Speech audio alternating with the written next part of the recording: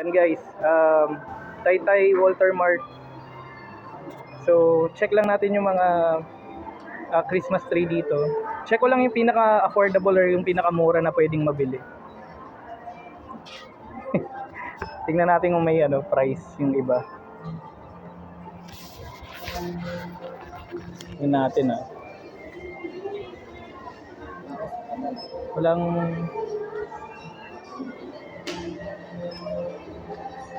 ito, DIY siya pero itong unang nakikita ko walang price. Wait lang Walang price.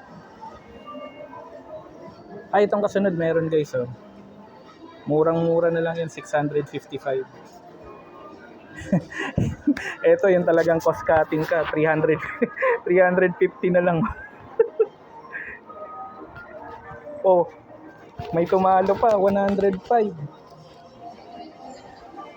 Oh, siguro naman makakabili ka na niyan. Kahit simple lang, 105 pesos. Oh, may tumalo pa. May 79 pesos pa. Oh, napakamura na nito Oh, Mr. DIY.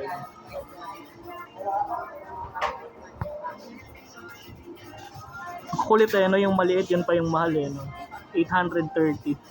Pero pwede na yan.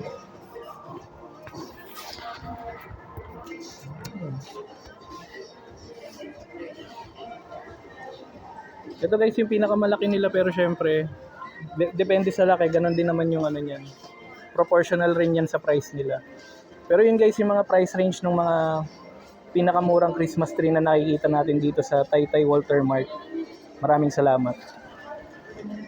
Merry Christmas na rin pala. Happy New Year everyone.